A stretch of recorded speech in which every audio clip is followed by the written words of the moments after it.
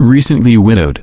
Daniel struggles to raise his 3 young kids alone while holding down 2 jobs. One day, overwhelmed and exhausted, he posts a flyer looking for a cook to help feed his family. Enter Gracia, a kind-hearted widow herself who sees the ad and decides to respond. Grace prepares her first meal for the family, and the children instantly warm to her. Memories resurface for both Grace and Daniel as they navigate loss, parenting, and the slow process of healing through daily life. A storm knocks out power one night, leading to an impromptu candle-lit dinner where Grace shares her story. The emotional connection between her and Daniel deepens. The children start calling her Miss Grace with affection. Daniel's mornings started in darkness and silence, the kind of silence that didn't soothe but scraped. He always rose before the sun, not because he wanted to, but because he had to. The alarm was redundant now. His body woke him up out of routine, anxiety, and exhaustion. He'd shuffle through the cold house,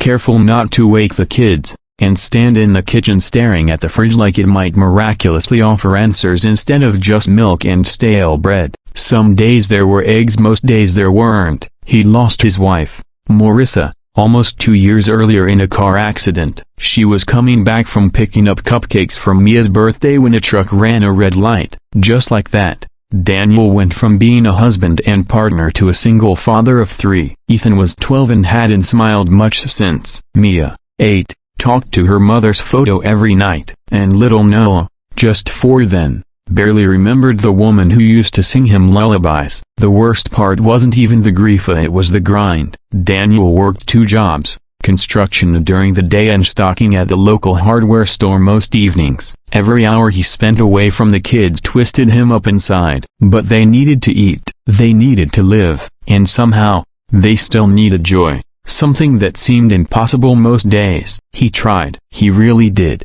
Dinners were rushed, microwavable, or skipped entirely. Some nights the kids had cereal. Once, he gave them toast with ketchup because they were out of everything else. He hated that night. He hated seeing Ethan lower his head and eat in silence. He hated how Mia pretended it was pizza. He hated how Noah didn't notice because he was used to being hungry. One night after work, Daniel sat in his car and stared at the steering wheel until his forehead rested against it. A deep breath in, a longer breath out. That night, he scribbled something down on a piece of notebook paper, a little desperate, a little ashamed.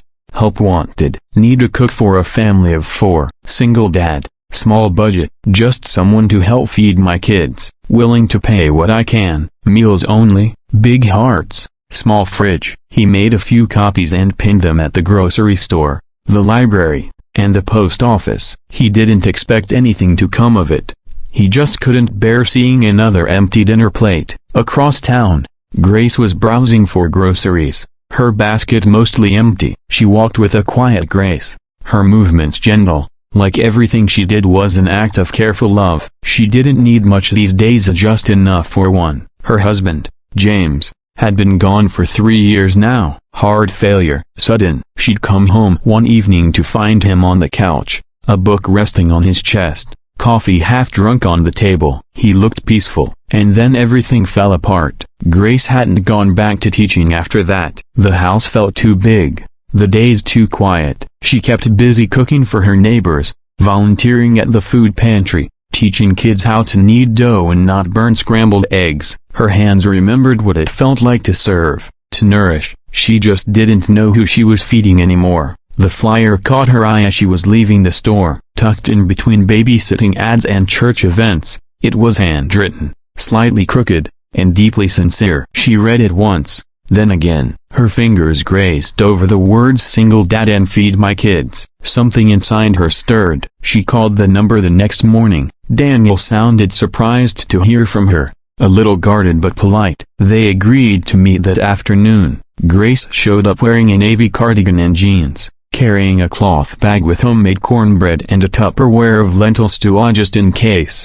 The house was smaller than she imagined, a little cluttered but clean in a way that spoke of effort, not ease. Daniel greeted her at the door with a tired smile and eyes that looked like they hadn't known rest in a long time. His voice was soft but strained. She could tell it had been a long road. The kids peeked at her from behind the living room wall. She smiled and waved.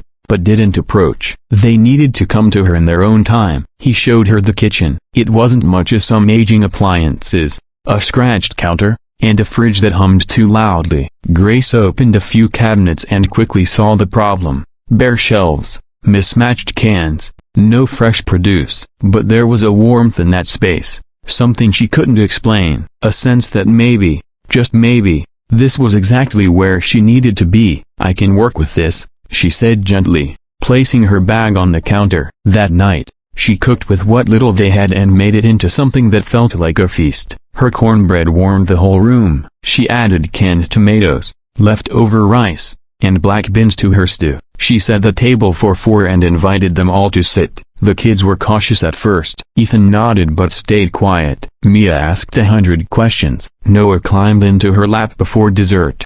Daniel watched in disbelief as his children ate with enthusiasm and even laughed at one of Grace's silly jokes about soup that talks back. He offered her cash. She waved it off. "We'll talk about that later," she said. "Let's just make sure your kids aren't eating ketchup toast anymore." She came back the next day, and the next. Soon she was there every evening. Daniel insisted on paying something, and she finally agreed on a modest amount. But it was never about the money. Grace started leaving notes in the kids' lunchboxes, silly jokes for Noah, encouraging quotes for Mia, science facts for Ethan. She taught them how to make pancakes on Saturdays, how to slice tomatoes safely, and how to stir pasta without flinging it at the ceiling. The kitchen slowly became the heart of the house again. Daniel found himself lingering more and more. Sometimes he got home early just to hear Grace humming while she chopped vegetables. Sometimes they talked. Other times, they just stood near each other in the easy silence that only comes from mutual understanding. They hadn't spoken about their losses. Not yet. But it lingered there in the background, unspoken but deeply understood. One night, a storm knocked out the power, and they lit candles in the kitchen. The kids huddled close as thunder rolled. Grace told them a story about how her grandmother once cooked a stew over a fire during a blackout and burned it so badly they had to eat cereal for a week. They all laughed, even Ethan. When the laughter died down, Grace sat with her hands folded in her lap. Her voice was soft when she said, "James used to love storms. Said they made the world quiet enough to hear your own heart."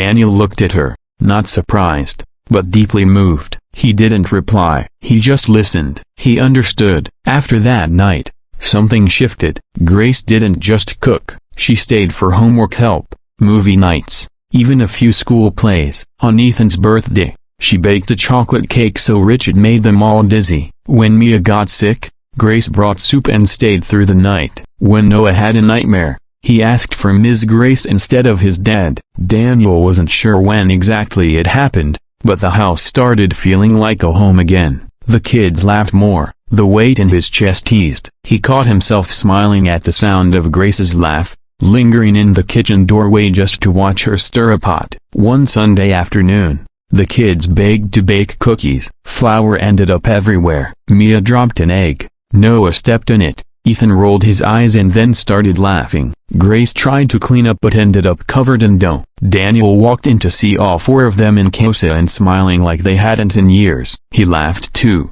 deeper than he had in a long time, and picked up a handful of flour, tossing it lightly at Grace. She gasped and playfully slapped his shoulder with a dough-covered hand. The kids erupted in laughter. And then, in the middle of the mess, Grace turned to Daniel. Their eyes met. There was a pause, a breath, and then like it had always been coming, he leaned in and kissed her. It wasn't dramatic.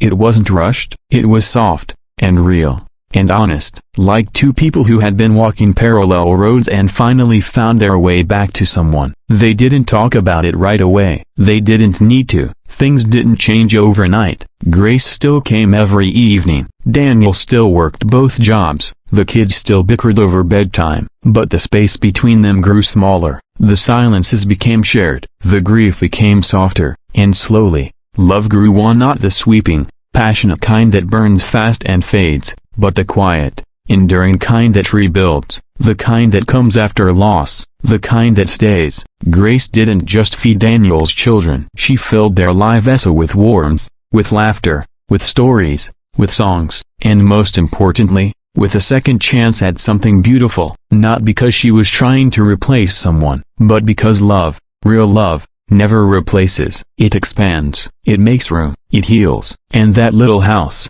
once hollow with grief, became full again, and not just with food, but with the kind of love that sticks to your ribs and keeps your heart warm long after the plate is clean.